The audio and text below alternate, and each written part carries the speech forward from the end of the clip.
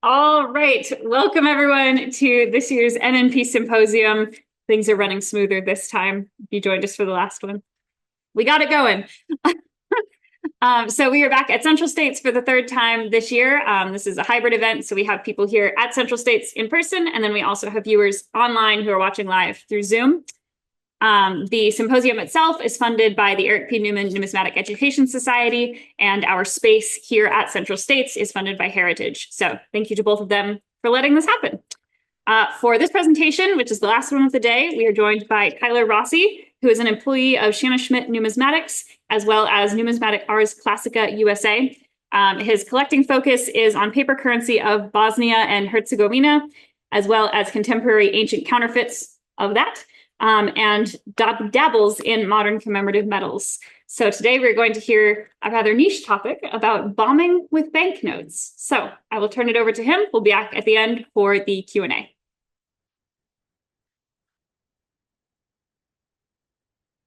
Hello, everyone.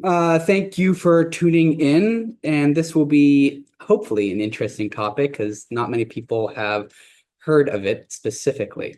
So I called this talk Bombing with Banknotes because it is all about US bombing propaganda, which there are tons of varieties, but I'm focusing specifically on ones that have banknotes, lithographs of banknotes on one side.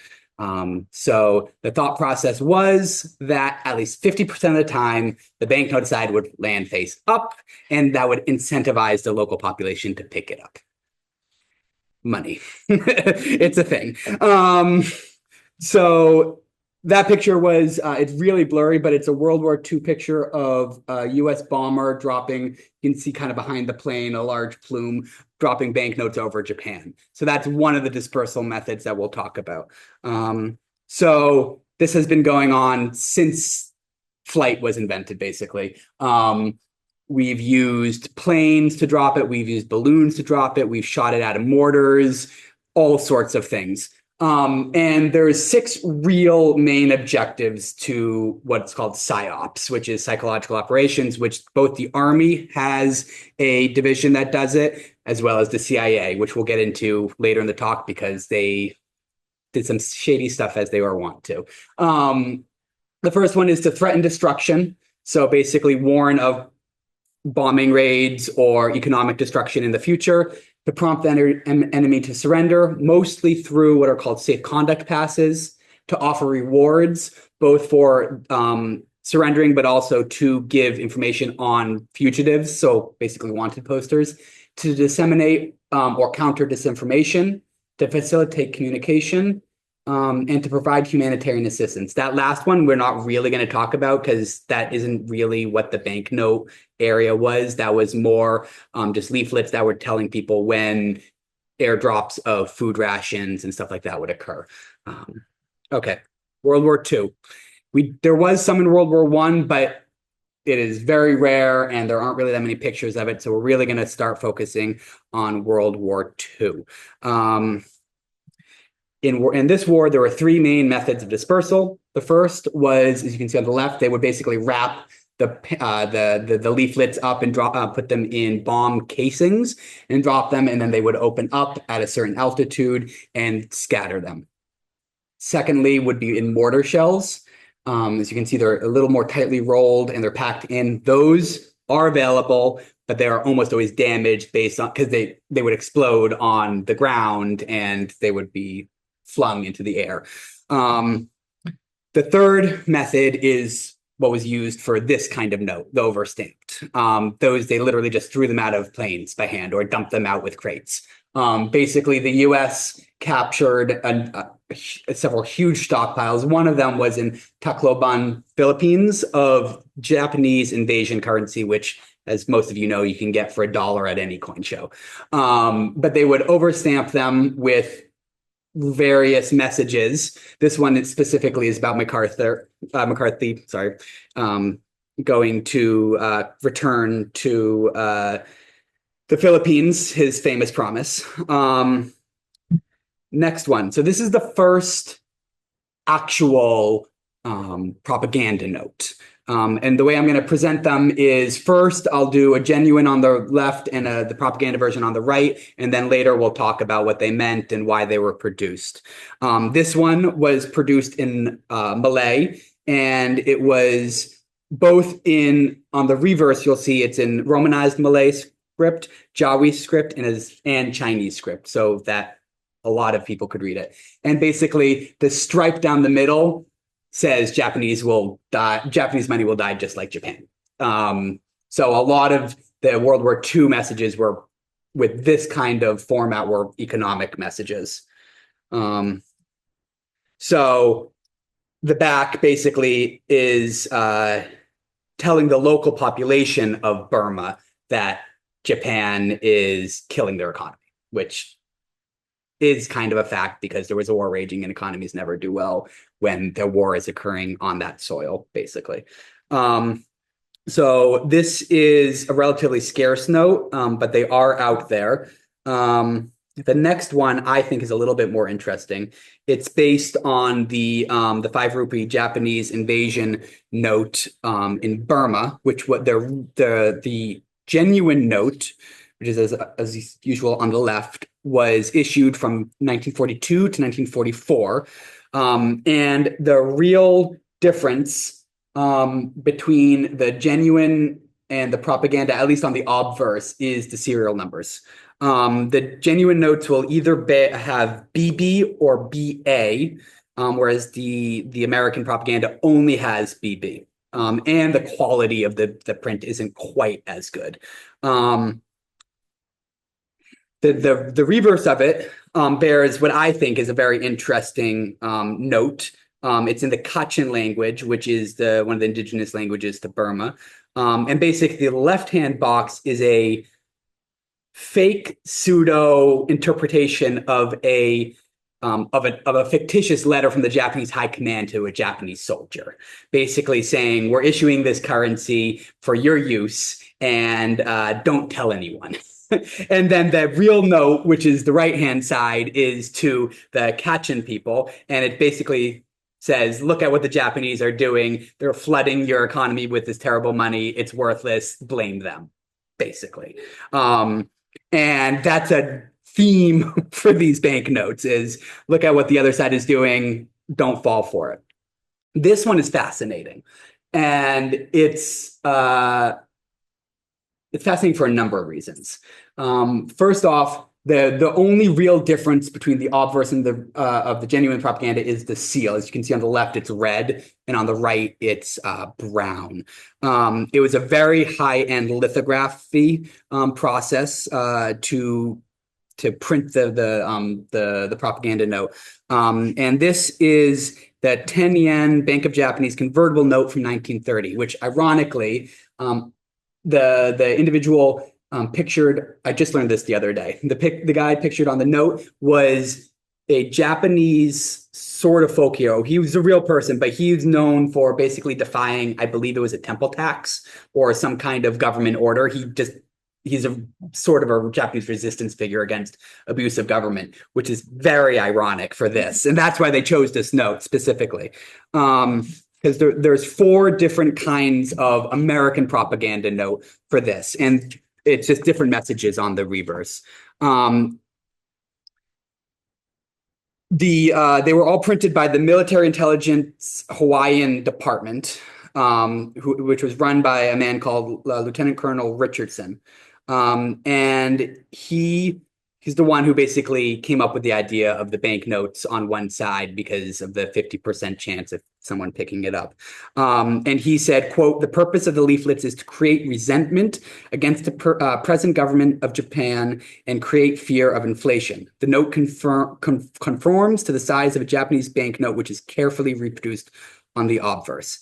And this was so successful that after the war, when they were interviewing Japanese military and police officials that had been arrested, they said this quote, Toshikazu Kase, who was the chief of the first section of the third department of the Cabinet Board of Information, a mouthful, said, quote, "The 10 yen note leaflet was the most effective. It was a very powerful leaflet. It evoked great interest and curiosity among the Japanese people." Later, Masajiro Kawaguchi, chief of the Foreign Affairs Bureau of the Home Ministry, said, quote, "Leaflets of our 10 yen notes most excited the curiosity of our people. The best leaflet was the one that dealt with the cost of living, which is that one, number 2034. In Fukushima, Fukuoka, and Aichi prefectures, there were cases where the 10 yen note was actually used as currency, which again, we'll get back to. What I also learned yesterday, and I'm really struggling to not buy it, is this is an American parody. There's a Japanese one which is being sold in Japan. It's a genuine note where a Japanese person wrote basically the same message, handwritten in calligraphy ink, which means it points to the internal divisions in Japan, which is, I personally think, fascinating because you don't usually hear about anti-Japanese sentiment from the Japanese population during the war. That's kind of not really something that's talked about. And this version of the US note, sorry, going back to it, basically talks about your money's useless. Why invest in the government? They're ruining your economy. Okay. There's way more in World War II, but we have to move on. So this is, we're going to talk about the Korean War now.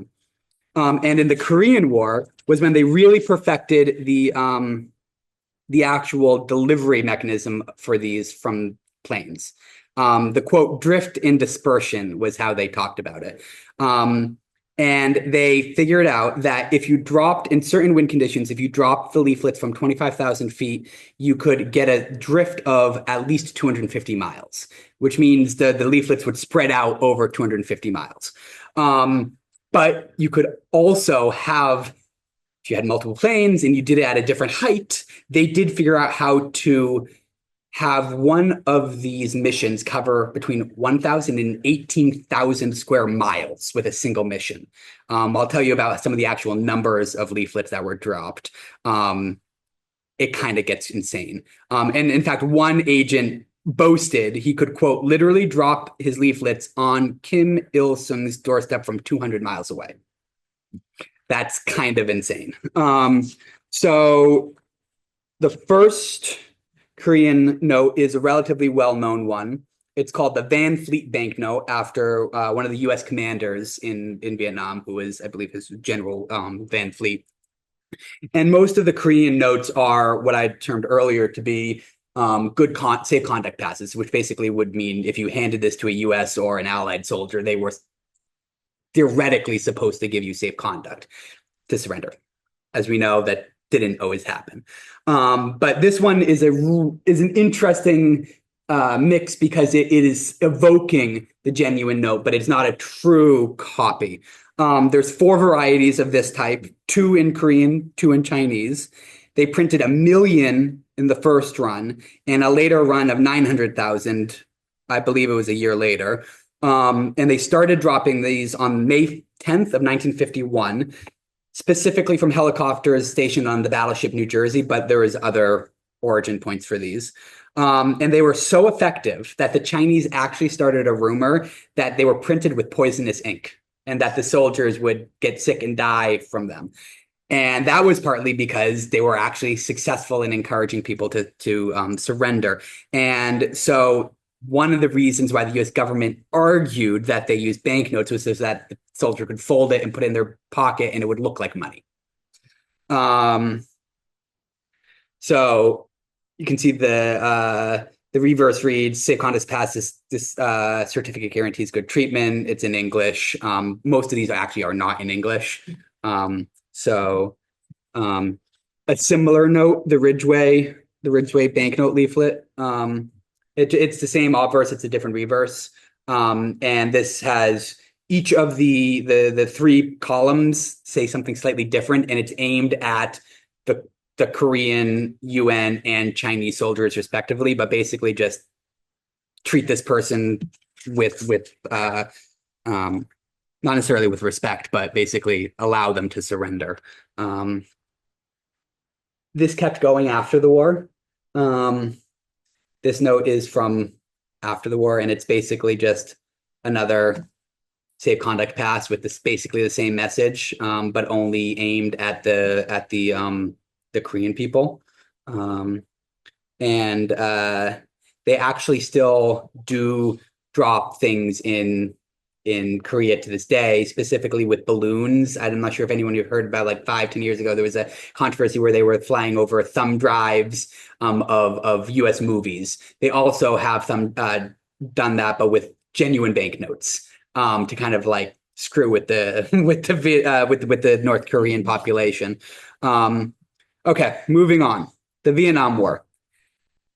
According to the North Vietnamese government, the quote, American imperialists dropped over 400 million leaflets of all kinds between April 65 and the end of 66 in Vietnam. That includes the banknote parodies, which this one is the first one, which is an interesting type, specifically because it's one of the few ones where the propaganda one is higher quality than the genuine one. That is rare. And this one is interesting because on the reverse, it talks about the three three readies. In reality, the three readies were a mantra or a saying that school children had to say. The three one are actually in reality, you had to be, quote, ready to fight and fight valiantly, ready to enlist in the armed forces. 2, ready to overcome all difficulties to stimulate production work and studies under any circumstances whatsoever. And 2, ready to go anywhere and perform any task required by the motherland.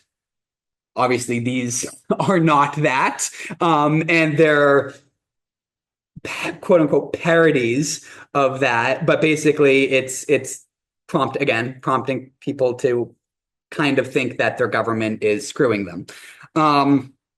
The early drop rates of this specific leaflet is kind of dramatic.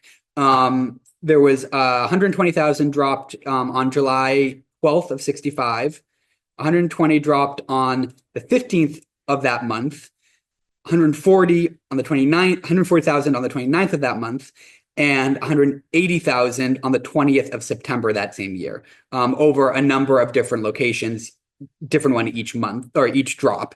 And then later, an additional 2 million of these were dropped across the country. This one is interesting. It's just another safe conduct pass, but I actually really like this one, and this is one that's in my collection.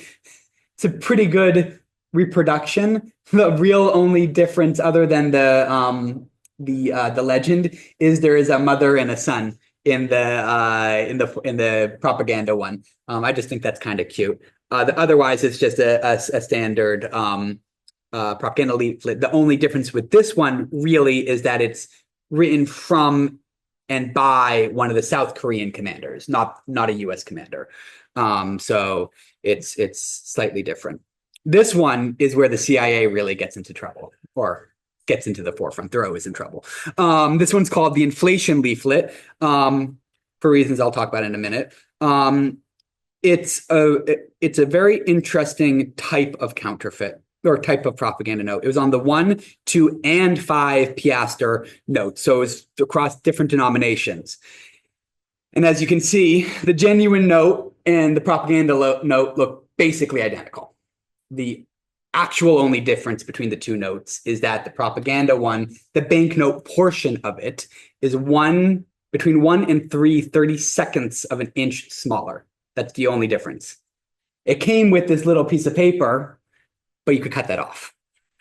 And they would be basically indistinguishable, especially with the printing technology of the day.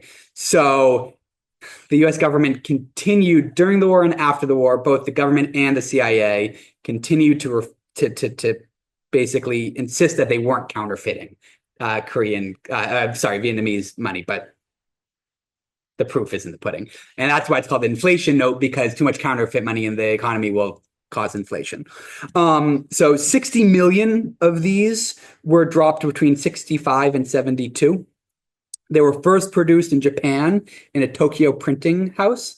However, later the production was moved to Manila and was directly under the control of the Defense Department's psyops warfare command, even though that was stationed in Okinawa. As I said, American policy officially was that none of these were counterfeits. It was actually just parody, is what they call it. But the North Vietnamese did collect a bunch of these, presented it to the international press as kind of like a look what America is doing, and they would collect them and stamp them with, I'm going to butcher this, bakjia, which means fake money. It's just a rubber stamp kind of thing.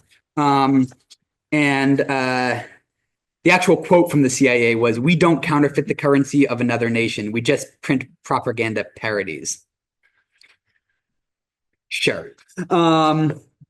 And there's even so they're in different denominations, but also there's, I believe, 3 or 4 different messages on them. And again, this is the whole, your government is screwing with your money policy. The war is ruining the power of your finances. You'll never be able to buy anything meaningful. That's the general theme of most of this propaganda material. Vietnam, like Korea, Vietnam also had propaganda leaflets after the war. This is, however, a genuine Russian note, but it's with a sticker on it. Because there was, as I'm sure many of you know, there was a long-term ongoing effort to bring back deceased service members and also POWs. But this is more of like a pseudo wanted poster, which will show up later. Desert Storm. 29 million leaflets of this type of these types in general were dropped during the war. The plan was to dispatch aircraft over Iraqi positions every 3 hours, and they were supposed to be, those were just standard bombing runs, but they were supposed to every time be accompanied by at least one plane dropping leaflets. They had about 100 different types of these leaflets, mostly fall into one real category, but we'll talk about it in a minute. Again, they were very effective. 98% of POWs had at least seen them. 88% believed the messages, and 70% said it influenced their decision to either surrender or stop fighting.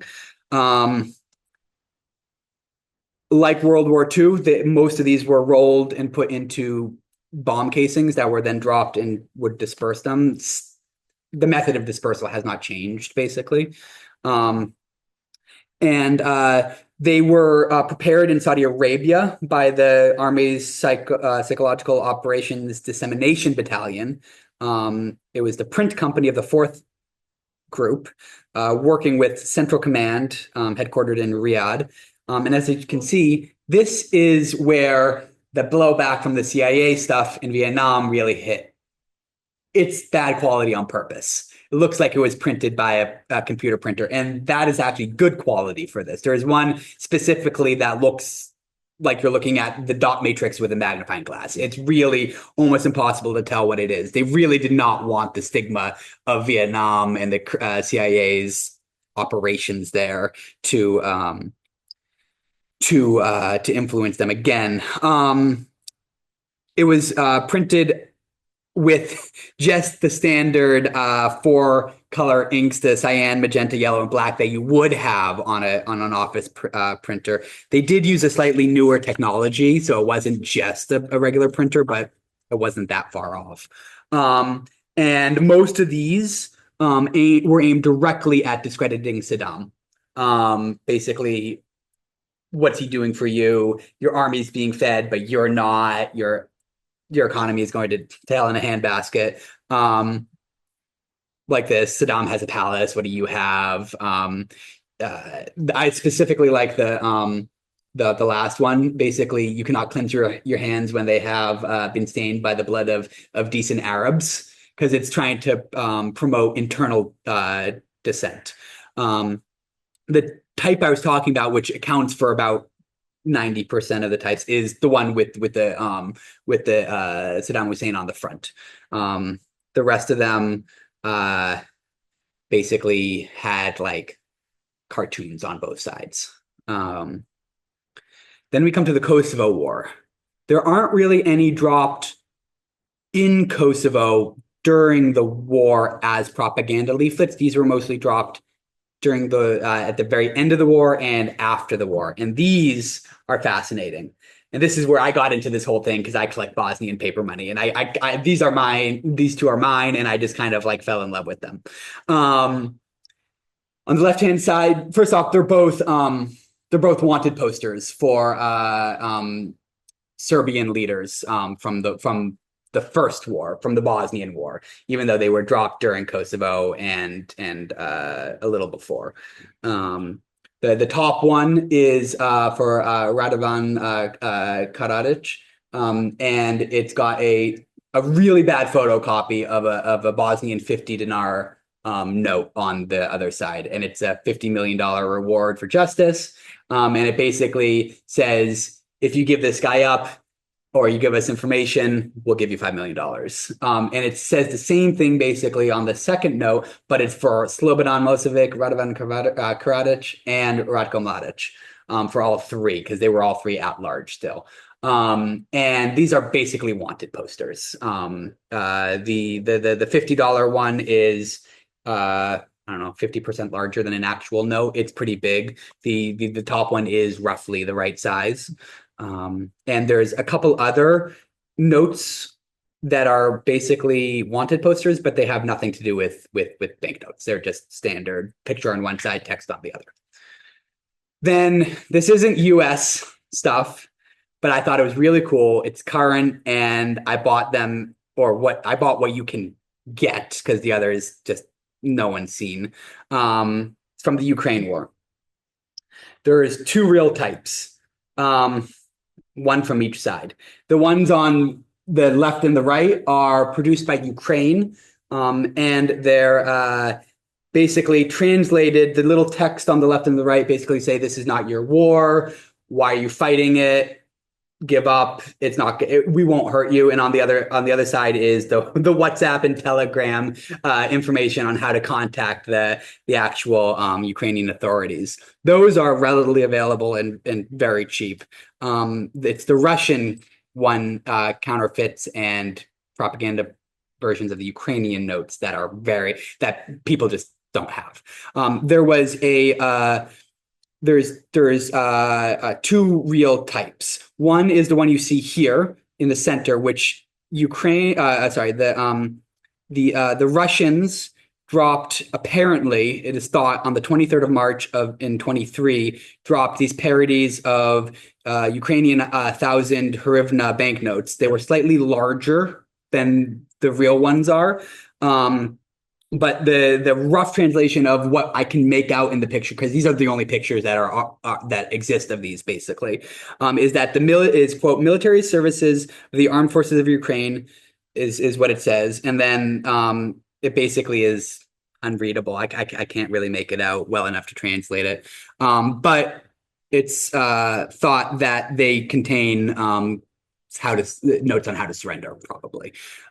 There's a second instant of the same banknote, slightly before that, where on the 17th the 17th of May that same year, where the Russian Ministry of Defense actually posted a short 50-second video on YouTube showing these notes and showing them being launched by it's called a BM-21 Grad launcher, which I believe is their truck-based missile system, but don't quote me on that. But the Russian military said it was, quote, these will, quote, substantially save their lives and prevent senseless bloodshed and further battles. Again, take that or not as you want. The third type, which I also just found out about a week or so ago, there is a group of Ukrainian women. I forget their name. They were holed up in a factory in eastern Ukraine at the beginning of the war, and they basically they were They fought, they did not get captured, and they're viewed as heroes of Ukraine, but they also supposedly passed out fake Russian banknotes. And these were just straight counterfeits, aimed at destroying the economy of the captured Russian territory, or captured Ukrainian territories held by Russia. I've asked a bunch of dealers that I know in Eastern Europe and in the Balkans, and they don't know. They haven't seen them yet. Maybe they'll make their way to the market eventually. They are not great counterfeits. There are some very distinct differences. I believe that's on purpose. Kind of like that Vietnamese one where the mother was in the note. But we shall see, and this will definitely continue in the future. So thank you for paying attention, and I really enjoyed talking to you guys. I'll take any questions.